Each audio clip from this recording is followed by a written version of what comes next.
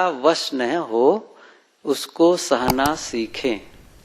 एक सूत्र आप लोग याद रख लें, जिसमें अपना वश न हो, जिसे हम बदल नहीं सकते, उसे स्वीकारना सीखें। और जिसे बदल सकते हैं उसे बदलने का प्रयास करें, बदलने का काम करें। तो ये हमारे वश में है नहीं है, इसलिए बढ़िया है, यही का कम व्यवस्था है, बैटरी है, प्रकाश है, चलो। और जो गर्मी है उधर ध्यान नहीं देना है। मैं कह रहा था कि हम लोग समाज में रहते हैं, सामाजिक प्राणी कहलाते हैं, परिवार का जीवन जीते हैं, समाज का जीवन जीते हैं। तो परिवार में जब रहते हैं तो हमें केवल भोजन मिल जाए, कपड़ा मिल जाए, रहने की जगह मिल जाए, तो इतने मात्र से हम प्रसन्न नहीं रह सकते हैं। इतने मात्र से हमारा जीवन पूरा नहीं हो जाता है। इसके अलावा और चाहिए। आप कल्पना करिए, आपके घर में 10 लोग हैं, आपके घर में 10 लोग हैं, उनमें से एक आदमी को कह दो कि तुमको हम भोजन देंगे, कपड़े की व्यवस्था करेंगे, रहने की जगह देंगे, बीमार पड़ोगे तो दवाई देंगे, सारी व्यवस्था करेंगे, ऐसा उनके लिए व्यवस्था कर दो। लेकिन घर के कोई सदस्य उनसे बोलना बंद कर दें, कोई ना बोले, उधर देखे मत, उनसे कोई वार्ता ना करे, केवल उनको खाने पीने की व्यवस्था कर दे, रहने बसने की व्यवस्था कर दे, पढ़ने ओढ़ने की व्यवस्था कर दे, और घर के कोई आदमी उनसे ना बोले, तो जानते हैं उनसे क्या दशा होगी? वो रह पाएगा घर में? वो परेशान हो जाएगा। तो केवल जीवन गुजर का काम हो, इतने मात्र से हमारा निर्वाह नहीं होता है। प्रेम चाहिए, स्नेह चाहिए, एक दूसरे के साथ मैत्री का व्यवहार चाहिए, आदर विश्वास चाहिए। ये जब नहीं होगा ना तो परिवार बिखर जाएगा। सबसे स्टार्टिंग गृहस्थी की शुरुआत होती है पति और पत्नी से। शुरुआत कहां से होती है? पति और पत्नी, वर और वधू की शादी होती है, और वहीं से गृहस्थी प्रारंभ होती है, वहीं से। और ये दोनों पक्ष इतने महत्वपूर्ण हैं, ये दोनों पक्ष इतने महत्वपूर्ण हैं, इसको कह सकते हैं, जैसे आप लोग कभी पढ़े होंगे ना, आधा गोला पढ़े ना, फिर कहते हैं आधा गोला, और दोनों को जब मिला देते हैं तो क्या होता है? पूरा गोला। आधा वृत्त, फिर आधा वृत्त, और दोनों को मिलाने पर पूरा वृत्त। ऐसे ही पत्नी आधा वृत्त है, पति आधा वृत्त है, और दोनों मिलकर के फिर पूरा गोला बनता है। भारतीय परंपरा में क्या कहते हैं? अर्धांग और अर्धांगनी। क्या कहते हैं? अर्धांगनी, आधा अंग। पति पूर्ण कब है? जब पत्नी हो तब पूर्णता है, इसलिए अर्धांग अर्धांगनी कहते हैं। कहीं कहीं आप लोग शिव जी का चित्र देखे होंगे, जिसमें आधा स्त्री आधा पुरुष, आधे बसे पुरुष आधे बसे जोय। कबीर साहब जी भी कहते हैं आधे में स्त्री है, आधे में पुरुष है। तो दोनों मिलकर के पूर्ण होते हैं, और दोनों का परस्पर लंबे समय तक बढ़िया संबंध बना रहे। ये असली चरित्र की पहचान है। असली चरित्र की क्या पहचान है? कि दोनों बिना झगड़ा किए परस्पर प्रेम से रहते हों।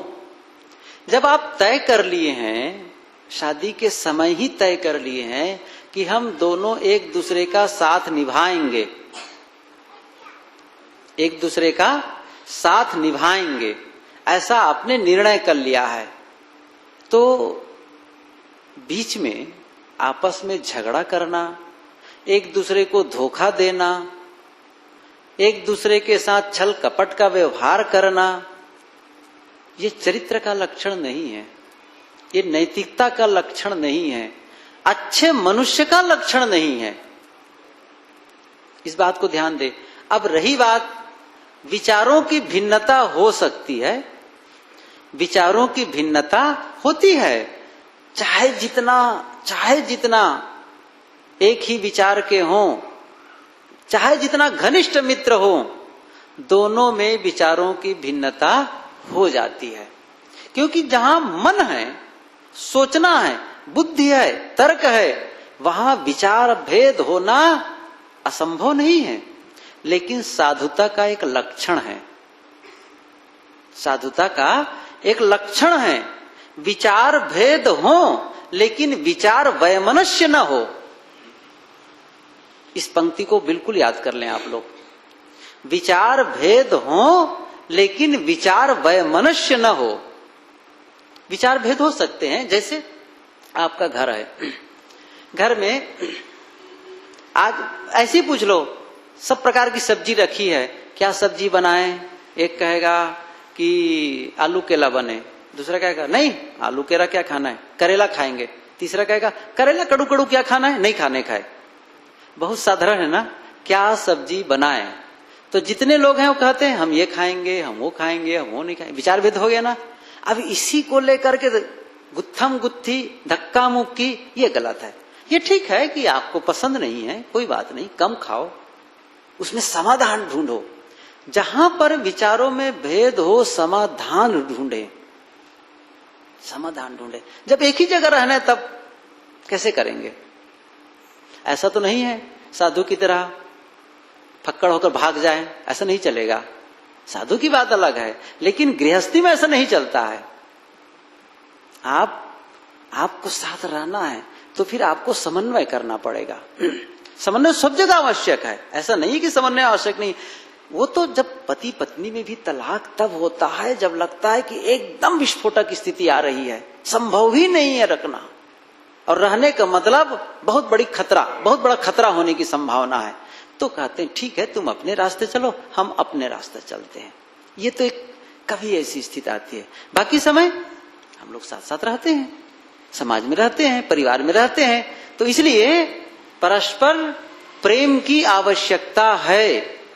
इस दोनों को, गृह स्त्री और पुरुष को, किसी भी दो संबंध, छोड़िए स्त्री पुरुष की बात, किसी भी दो संबंध को, परिवार के संबंध को मजबूत बनाने के लिए मैं कुछ सूत्र बताता हूं। वो क्या है? एक है विश्वास और दूसरा है आदर। दो बातें हैं। विश्वास क्या है? विश्वास उसी प्रकार से है जैसे देखो ये दीवार खड़ी है, इस दीवार को क्या है, ईंट से जुड़ी हुई है, तो ईंट को जोड़ने के लिए क्या है? सीमेंट।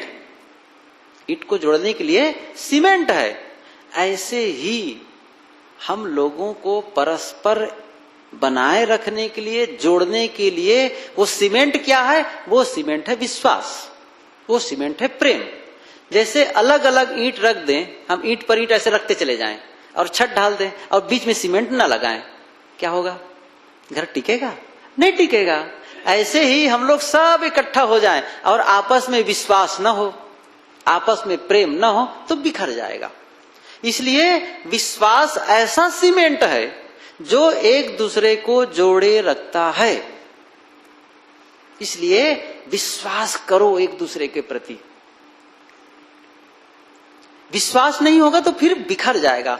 एक दार्शनिक कन्फ्यूशियस के लिए कहा जाता है, एक बार उनसे पूछा गया कि समाज को बनाए रखने के लिए किस चीज की आवश्यकता होती है? उन्होंने कहा 3 बातें। पहला है भोजन, आहार, अन्न। उन्होंने क्या कहा? अन्न। दूसरा है शस्त्र, और तीसरा है विश्वास। अन्न से जीवन गुजर होगा और शस्त्र से हमारी सुरक्षा होगी। हम अपनी सुरक्षा करना चाहें, दुश्मन हमला न कर दे, तो क्या करते हैं? बंदूक भाला लेकर, देखो सिपाही आखिर में हम लोग भले बंदूक नहीं लिए, लेकिन चारों तरफ बॉर्डर में भारत की सीमा पर हमारे फौजी भाई खड़े हुए हैं और उनके बल पर हम सुरक्षित हैं। जगह जगह पुलिस फैली हुई है, उसके नाते हम सुरक्षित हैं। इसलिए कहा कि सुरक्षा के लिए औजार चाहिए। और तीसरा है विश्वास। फिर पूछा गया इनमें से किसी दो से काम चलाना हो तो उन्होंने कहा इन दोनों में से किसी दो का ही उपयोग करना होगा। तो महत्वपूर्ण है अन्न और विश्वास। औजार न हो तो भी चलेगा, शस्त्र न हो तो कुछ समय चल जाएगा, लेकिन अन्न के बिना नहीं चलेगा, विश्वास के बिना नहीं चलेगा। फिर उनसे पूछा गया अच्छा इन दोनों में से कोई एक हो तो फिर किसको क्यों कौन जरूरी है समाज के लिए, परिवार के लिए? उन्होंने कहा उसके लिए जरूरी किसी एक को चुनना हो तो फिर आपको विश्वास। क्या कहते हैं? विश्वास। क्योंकि बिना भोजन के भी कुछ समय रह सकते हैं आप। घर में 5 लोग हो और यदि आपको दिन भर भोजन न मिले तो रह सकेंगे, लेकिन एक दूसरे के प्रति विश्वास खो दिए तब मिनट भर रहना कठिन होगा। फिर पत्नी विश्वास करके आती है पति के घर कि ये मेरी सुरक्षा करेंगे, मेरी सुरक्षा करेंगे, मेरे चरित्र की भी सुरक्षा करेंगे, शारीरिक सुरक्षा करेंगे, नैतिक चरित्र सुरक्षा करेंगे, मेरा पोषण करेंगे। इस विश्वास के साथ आती है। और पति भी पत्नी को स्वीकारता है कि ये घर को संभालेगी, बच्चों को संभालेगी, घर की रक्षा करेगी और मेरे लिए भी उपयुक्त जो आवश्यकता होगी वह सेवा करेगी। इस विश्वास के साथ। और ये विश्वास ना हो तब बिखर नहीं जाएगा, इसलिए विश्वास करो। दूसरे लोगों के इरादे पर संदेह मत करो, वे अच्छे हैं। मैं कई बार कह रहा हूं दूसरों के प्रति, एक के प्रति जब विश्वास बढ़ेगा कैसे? हम सब दूसरे के प्रति विश्वास करना शुरू करेंगे तो उनसे भी विश्वास मिलना शुरू हो जाएगा। यदि हम अविश्वास करते हैं तो अविश्वास से अविश्वास बढ़ता है। अविश्वास कैसे हो जाता है? अविश्वास होता है, एक तो सबसे पहला उसके लिए सबसे जल्दी विश्वास कब टूटता है? आदमी झूठ बोलता है। बेहद महत्वपूर्ण है झूठ। महत्वपूर्ण मतलब ये इतना नकारात्मक है कि आदमी को छिन्न भिन्न कर देता है थोड़े में। विश्वास को तोड़ने वाला सबसे पहला और खतरनाक पॉइंट यदि है वो है झूठ। जैसे झूठ बोला तो उनके प्रति विश्वास, जैसे शीशा टूटता है ना, शीशा तड़ाक से, वैसे ही विश्वास टूट जाता है जहां झूठ बोला तब। आप लोगों को कहानी नहीं सुने हैं, पढ़े हैं, सब लोग जानते हैं। जैसे कहूंगे तो समझ जाएंगे। हाँ, एक गड़रिया था, भेड़ चराता था, गांव खेत में जाके चरा रहा था। उन्होंने कहा एक दिन अंदाज लगाए ये जो किसान है मेरा सहयोग करेंगे नहीं करेंगे, जरा सोचना चाहिए, अंदाजना चाहिए। तो क्या चिल्लाता है? भेड़िया आया, भेड़िया आया, चिल्लाया। सब किसान दौड़े लाठी लेकर के, भगाओ कह के। जब सब किसान आकर देखे कहाँ है भेड़िया, ओ मैं देख रहा था कि आप लोग मेरा सहयोग करेंगे नहीं, हंस दिया। सब किसान चले गए। दूसरे दिन फिर चिल्लाया गड़रिया, भेड़िया आया, भेड़िया आया, बचाओ बचाओ। फिर सब पहुंच गए। फिर कहा था कहाँ है भेड़िया, ओ मैं अंदाज रहा था कि आप लोग सचमुच सहयोग करेंगे कि नहीं संकट के समय। सब लोग उदास होकर के फिर लौट गए। और जानते हैं ना आगे क्या है? तीसरे दिन सचमुच भेड़िया आ गया, भेड़ को पकड़ लिया, बकरी को पकड़ लिया। अब चिल्ला रहा है भेड़िया आया, कोई नहीं आया। क्यों पता है? क्योंकि झूठ बोला। और जब झूठ बोलता है आदमी ना, उसके बाद सत्य भी बोलता है तो भी उसके सत्य पर विश्वास, क्योंकि बाद में सत्य बोला ना, सचमुच भेड़िया आ गया था, लेकिन नहीं, चूंकि तुमने विश्वास को तोड़ दिया है। परिवार में जहां विश्वास टूटा बड़ा कठिन है संभालना। इसलिए भाइयों विश्वास करो परस्पर एक दूसरे के लिए। यदि आप लंबे समय तक रहना चाहते हैं तो विश्वास बरकरार रखें। परिवार ऐसे नहीं चल जाएगा। प्रेम करो, अच्छा मानो लोगों को, सबके प्रति। यदि कोई गलती हो भी जाए किसी से तो उनकी गलती को लेकर के ढिंढोरा मत पीटो, किसी से कहो मत। किसी से कहने की कोई जरूरत नहीं है। ये सोचो मेरे में गलती नहीं होती है। कोई किसके मुंह में 32 दांत है जो ये कहे कि मैं जन्म से कभी गलती किया ही नहीं हूं? है हिम्मत? जब आप भी गलती कर सकते हैं और गलती होने के बाद ये आशा करते हैं कि मेरी गलती को लोग क्षमा कर दें, ऐसा हम कहते हैं, ऐसा मन में भाव जगता है, मेरी गलती को लोग क्षमा कर दें, ऐसा मन में होता है। लेकिन जब दूसरे की गलती होती है तब हमारा इतना हिंसक मन, क्रूर मन कहता है इसको हम बाजार के बीच प्रचारित करें, चार के बीच इनको फैलाएं, इन्होंने ऐसी गलती की है। कितनी क्रूरता है हमारे में, हम भी गलती करते हैं। एक बार एक स्त्री व्यभिचार करते पकड़ा गया, बहुत पहले की बात है। लोग, गांव के लोग पकड़ लिए, सोचो कि इसको मार डालो। शास्त्र में तो यह कहा गया है यदि कोई स्त्री या कोई पुरुष व्यभिचार करते पकड़ा जाए तो उसको खड़े कर दो बीच में और पत्थर फेंक फेंक के मार दो। तो ऐसा ही निर्णय वो लोग सोचे थे कि ऐसा करेंगे। इतने में देखे संत ईसा आ रहे हैं, संत ईसा आ रहे हैं। उन्होंने सोचा कि रुको भाई, ईसा मसीह आ रहे हैं, उनसे जरा पूछ लेते हैं इनके बारे में क्या वो कहना चाहते हैं। उसमें दो बातें हैं, एक तो शास्त्रों की बात यदि वो कहेंगे ही ऐसा करो, और यदि फिर दूसरी बात कहते हैं एक गाल में तमाचा मारो तो दूसरा गाल भी दे दो, आज पता चल जाएगा क्या कहना चाहते हैं। इसका मतलब वो सहना जान बताएंगे या शास्त्र की बात बताएंगे। तो ये भी रहा। फिर कहा कि आने दो। फिर पूछा, बताया कि ये स्थिति है, ये स्त्री वे विचार करते पकड़ी गई है, क्या करें, क्या इनको पत्थर फेंक के मार दिया जाए? उन्होंने कहा फिर बताया कि शास्त्र में ऐसा कहा गया है। उन्होंने कहा जो शास्त्र में कहा गया है वैसा तुम्हें कर लेना चाहिए, अर्थात उसे पत्थर मार मार करके खत्म कर देना चाहिए। वो तो स्त्री कांप गई, बड़ी आशा करके बैठी थी कि महात्मा ईसा आएंगे तो कम से कम मुझे क्षमा कर देंगे। लेकिन उन्होंने कहा इनको जैसे शास्त्र में कहा गया है कि पत्थर फेंक फेंक के मार देना चाहिए, मार देना चाहिए। लेकिन तुरंत क्या कहते हैं, लेकिन पहला पत्थर वही मारेगा जो कभी मन से भी गलत न सोचा हो, मन से भी व्यभिचार न किया हो। पहला पत्थर कौन मारेगा? जिसके मन में कभी गलत विचार न आए हों, वही मार सकता है। जानते हैं क्या हुआ? सभी के हाथ ढीले हुए, पत्थर सबके जमीन पर गिरे और सब धीरे धीरे धीरे धीरे चले गए। है हिम्मत?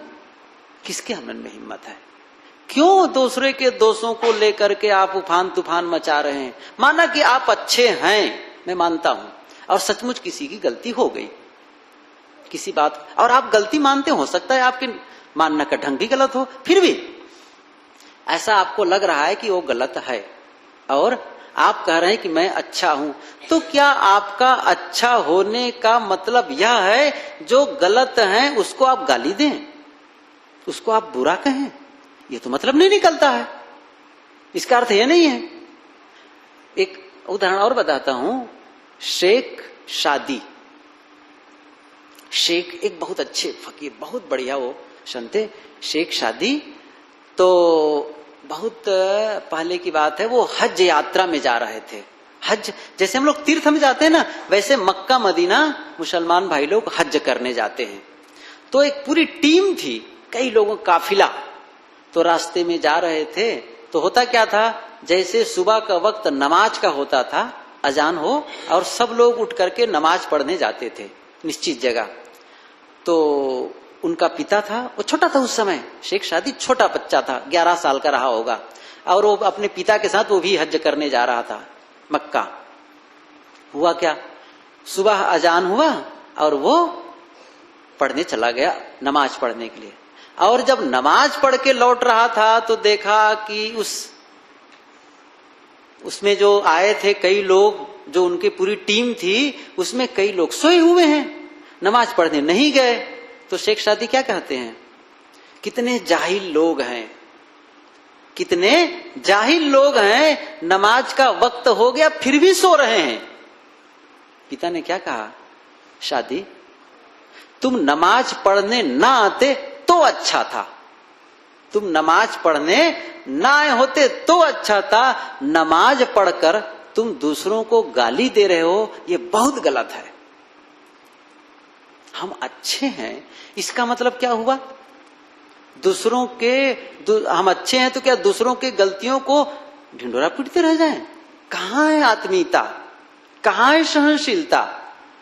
नहीं, परिवार को सुखद बनाए रखना है तो आप छीटाकशी मत करो, दूसरों को तकलीफ दें यह काम मत करो, प्रेम करो एक दूसरे के प्रति, तब संगठित होगा। बच्चों को कैसे संस्कार दे पाओगे, जानते हो? बच्चों को संस्कार कैसे दे पाओगे? जब पति और पत्नी ही आपस में लड़ेंगे तो बच्चों की क्या दशा होगी? मैं एक सूत्र बताता हूं, यहां बहुत लोग बैठे हैं, वो सूत्र सब याद कर लो, कम से कम युवाओं के लिए बेहद महत्वपूर्ण है। वो क्या है? कोई पिता अपने बच्चों के लिए सबसे बढ़िया क्या कर सकता है? कोई पिता अपने बच्चों के लिए सबसे बढ़िया वो कर सकता है, वो यह है कि अपने बच्चों की, उनके बच्चों की, जो बच्चे हैं ना उनकी मां से प्रेम करना। मैं फिर से दोहराऊं, कोई पिता अपने बच्चों के लिए सबसे बढ़िया क्या कर सकता है? जो कर सकता है वह है उनकी मां से प्रेम करना। और कोई मां बच्चों के लिए सबसे बढ़िया क्या कर सकती है? वो है उनके पिता से प्रेम करना। मतलब पति और पत्नी आपस में जब प्रेम से रहते हैं ना तो बच्चे अपने आप को सुरक्षित महसूस करते हैं, और जब दोनों लड़ते हैं ना तो बच्चे असुरक्षित महसूस करते हैं, बहुत कठिन होता है उनको। और जब दोनों लड़ते हैं तब क्या होता है? उनके सबसे बड़ा संकट क्या होता है? हम मां का पक्ष लें कि पिता का पक्ष लें? उस समय उसकी यंत्रणा देखिए, कितनी कठिनाई होती होगी बच्चों की। और आप लड़े जा रहे हैं। अब बच्चों को कौन सा संस्कार दे रहे हैं? जो डिपॉजिट करते हो बच्चों में, फिर से देखिए, आप लोग बैंक में पासबुक खाता खोलते हैं, क्या करते हैं? जमा करते हैं 100 रुपये, 1000 रुपये, 10,000 रुपया जमा करते गए, साल भर बाद आप पैसा निकालते हैं, 5 साल बाद पैसा निकालते हैं। क्या निकाले? जो आपने जमा किया उसी को निकाले। पहले क्या करते हैं? डिपॉजिट, फिर क्या करते हैं? विड्रॉल निकालते हैं। आप बच्चों में जो जमा करते हैं, बच्चों में जो आप संस्कार जमा कर रहे हैं, वही कब निकालेंगे आप? वो जब जवान हो जाएंगे तब वहां से फिर वो निकलेगा, वो विड्रॉल आएगा, वहां से निकलेगा फिर। और आप गलत ढंग से उसमें पूंजी डाले हैं, नकारात्मकता डाले हैं, गलत चीज डाले हैं, तो फिर बड़ा कठिन है, बहुत कठिन है। बच्चे स्वयं संस्कार लेकर के आते हैं, यह भी एक पक्ष है। उनके अपने भी संस्कार होते हैं, वे भी उदित होते हैं, वो भी बड़े खतरनाक होते हैं। लेकिन फिर भी अपने को संभालना है। मैंने शुरू में कहा था ना, जब हम देखते हैं जिसे हम बदल नहीं सकते, जिसमें हमारे शक्ति के बाहर है, उसे चुपचाप स्वीकारो, नाराज मत हो, स्वीकार लो। जिसे बदल सकते हैं उसके लिए मेहनत करो। दुनिया में जितनी भी समस्याएं हैं ना, दुनिया में जितनी भी समस्याएं हैं, उसका या तो समाधान है या तो समाधान नहीं है। फिर से कहूं, दुनिया में जितनी समस्याएं हैं उसका या तो समाधान है या तो समाधान नहीं है।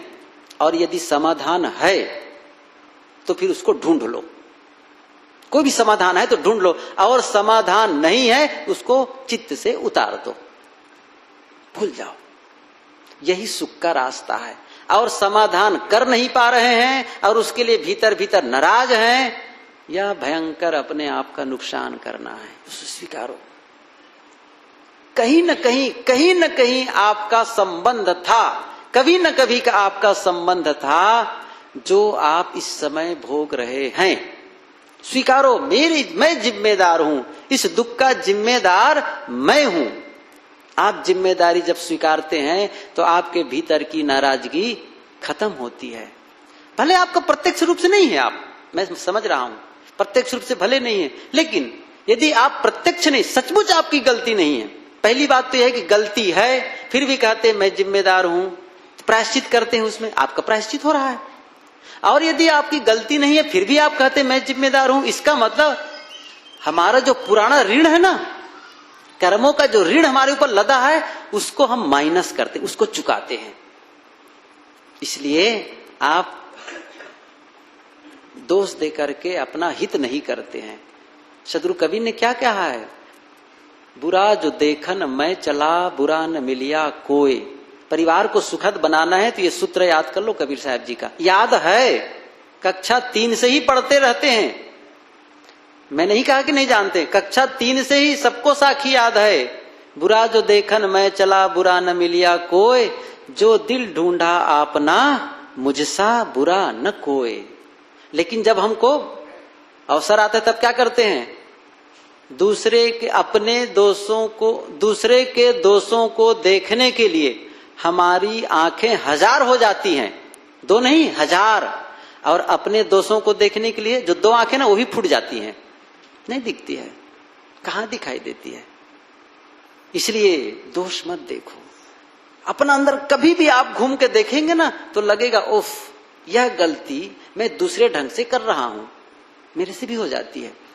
एक उदाहरण मैं दिया करता हूं, आप लोग भी सुने होंगे। एक आश्रम, एक गुरु और एक शिष्य 2 रहा करते थे। एक दिन गुरु जी को एक डंडा मिल गया, लाठी, लेकिन वो लाठी कैसी थी, सामान्य नहीं, चमत्कारी थी।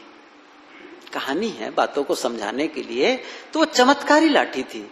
चमत्कारी का मतलब उस डंडे को जिस आदमी की ओर घुमा दिया जाता था उस आदमी के सारे दोष पता चल जाता था। तो गुरुजी ने उस अपने लाठी को, उस डंडे को शिष्य को दे दिया, अपने चेला को, बेटा ये तुम रखो।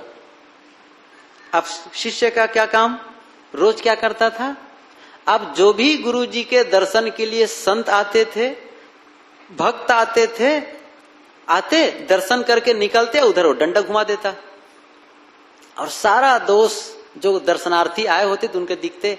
तब गुरुजी के पास जाकर कहते, गुरुजी अभी आपके से मिलने के लिए वो महात्मा जो आए थे ना, उसमें अमुक अमुक दोष हैं। कोई भक्त आता तो फिर उधर डंडा घुमाता, कहे गुरुजी अभी जो भक्त आए थे ना आपके पास मिलने के लिए, उनमें ऐसे ऐसे दोष हैं, सब वो बताया करता था, सारे दोष उनको पता चल जाता था। एक दिन चेला ने क्या किया जानते हैं, जो नहीं करना चाहिए वह कर दिया। जानते हैं उन्होंने क्या किया, गुरुजी की ओर ही डंडा घुमा दिया। है ना अटपटा काम, लेकिन अब क्या करेंगे, यही है हम की बात, गुरुजी की ओर ही डंडा घुमा दिया। अब गुरुजी पूरी ऊंचाई में इतने उठे थे, फिर भी साधक थे, बड़े विनम्र शालीन साधक थे, मानना पड़ेगा। तब जब घुमाया तो पता चल गया कि गुरुजी में अमुक दोष है। तो चेला महाराज क्या कहते हैं, गुरुजी आप में भी अमुक अमुक गलती है। गुरुजी ने कहा, बेटा मैं समझता हूं, मैं अपने दोष को समझ रहा हूं और ये प्रयास कर रहा हूं कि मेरे में ये दोष न रह जाए, उसके लिए मैं लगातार लगा हुआ हूं। ठीक कहते हो, लेकिन जरा तू यह तो बता, कभी तू अपनी ओर डंडा घुमाया है कि नहीं घुमाया है? तब कहता नहीं घुमाया हूं। अरे जरा घुमा कर तो देख। और जब चेला राम डंडा घुमाया अपनी ओर, तो जानते हैं बाल्टी होते ना पानी निकालने की, तो पानी निकालने की बाल्टी में छेद हो जाए तो थोड़ा थोड़ा पानी निकलता है, और उसकी नीचे की तला ही खत्म हो जाए तब क्या होगा पानी निकलेगा। ऐसे ही उसका पूरा खत्म था, पूरा भंगार भरा हुआ था, इतना भंगार। और दूसरों को दोष देख रहे, दोष पराया देख के चले हसंत हसंत। कबीर साहब क्या कहते हैं, फिर से सुनिए, दोष पराया देख के चले हसंत हसंत, अपने चित्त न आवई जाका आदिनांत। मैं आप लोगों से पूछूं, एक भाई कोई कह रहे थे 80 घर के कबीर पंथी है भाई कोसमर्रा में, बहुत अच्छा लगा मुझे सुनकर। आज मैं पूछूं आप लोग कबीर पंथी हैं? तब कहेंगे हाँ हाँ कबीर पंथी हैं। मैं पूछूं क्या प्रमाण है कबीर पंथी का?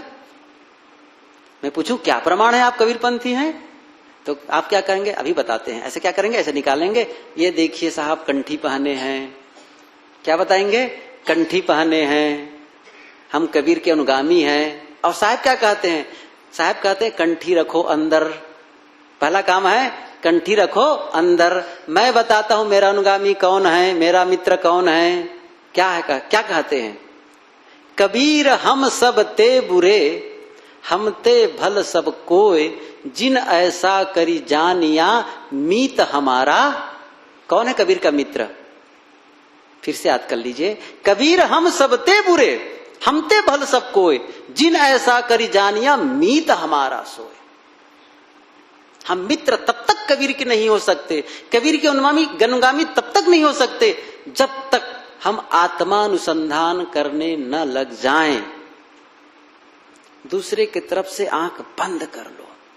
मेरा मतलब यदि कोई गलती करे तो आप चुपचाप बैठे रहो, ये मैं नहीं कहता हूं। सलाह दो, लेकिन आक्रामक शैली में मत दो। आक्रमण मत करो, उसको दुखाने के हित से आप हित के भाव से करो। ऐसा कुछ करो कि उनका हित करने के लिए मैं कह रहा हूं। बहुत अंतर है दोनों में। किसी के दोष जब बता रहे हो तो हम भीतर से पिघल जाएं और ऐसा लगे कि नहीं, हमको इनको हित के लिए कह रहे हैं, बिल्कुल। और एक है आक्रामक ढंग से उनको दुखाने के लिए कह रहे हैं, बिल्कुल। दोनों में अंतर है। आपकी शैली क्या है, आपका भाव क्या है? आपका भाव ही गलत है, हिंसक है। आप सुधारने के लिए नहीं कर रहे हैं, आप उनके बेइज्जती करने के लिए कह रहे हैं। ये गलत है। आप परिवार के सदस्य हैं, समाज के सदस्य हैं, उसको कहना पड़ेगा इस रास्ते को छोड़ो, ऐसा करो, बताना पड़ेगा। लेकिन आप चाहते क्या हैं? इसलिए सावधानी। परिवार सुखद तब हो सकता है जब एक दूसरे के साथ मैत्री का भाव हो, त्याग का भाव हो, सहनशीलता का भाव हो। ये सब हम करते हैं तो हमारा परिवार सुखमय होता है। आज इतना, कल आगे और इसी विषय पर आगे हम चर्चा करेंगे, पारिवारिक चर्चा। आज तो मैं बच्चों के लिए ज्यादा नहीं कह पाए, कल कहूंगा। और